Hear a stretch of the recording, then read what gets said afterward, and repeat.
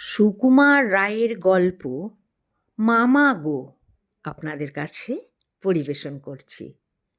ঘরের এক পাশে মাদুরে বসে একটা ছেলে কাগজ হাতে নিয়ে কি যেন ভাবছে, অন্য পাশে তার দিকে পিছন করে আরাম কেদারার উপর হাত পা ছড়িয়ে তার মামা আধা ঘুমন্ত অবস্থায় বিশ্রাম করছেন। বালক হঠাৎ মামা, মামা চমকে গিয়ে, কি রে? বালক, ও মামা। মামা, আরে কি হলো? বালক, মামা গো। মামা, আরে কি হলো তাই বল না, খালি মামা মামা করতে লেগেছে। বালক, ও মামা গো, তাহলে কি হবে গো?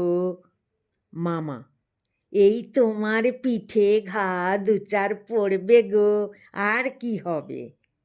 বালক, না মামা, দেখো না এই কাগজে কি লিখেছে। মামা, কি আবার লিখবে? ওদের যা খুশি তাই লিখেছে, তোর তা নিয়ে চেঁচাবার দরকার কি? বালক, শোনো না একবার কি বলছে ওরা। মামার কাছে গিয়ে পাঠ করছে।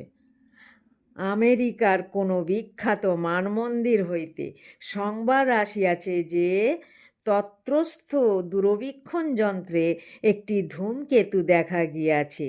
জ্যোতির্বিদ পণ্ডিতেরা গণনা করিয়া বলিয়াছেন যে আগামী জুন মাসে এই ধূমকেতু পৃথিবীর নিকটবর্তী হইবে এবং তখন পৃথিবীর সহিত তার সংঘর্ষ হইবে। মামা, হবে তো হবে, তাতে চেঁচাবার কি হয়েছে? ভালো, যদি ধূমকেতুর সঙ্গে ধাক্কা লাগে আর পৃথিবী চুরমার হয়ে ভেঙে যায় তাহলে তো। মামা, যা যা, কাচের পুতুল কিনা অমনি চুরমার হয়ে ভেঙে যাবে।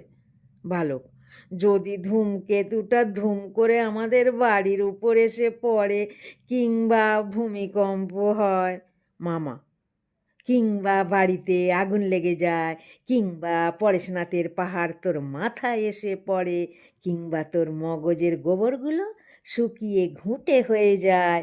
বালক, তা কখন কি হয় তা তো কিছু বলা যায় না। এই তো গোবিন্দরও তো মামা ছিল, সে মামা তো গত বছর সর্দি গরমি হয়ে মারা গেল। তা মারা গেল, তা তোর তাতে কি হয়েছে?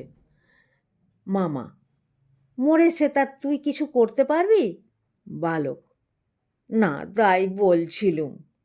এই সেদিনও তো আমাদের জিমন্যাস্টিক মাস্টার পিলে হয়ে মরে গেল। তাহলে কে কতদিন বাঁচবে, কখন মরবে, কখন কি হবে কিছু তো বলা যায় না। মামা, ওরে বাবা রে, এ যে একেবারে বৈরাগী দাদা ঠাকুর হয়ে উঠল দেখি। দেখ, কান ধরে এমন থাপড় লাগাবো।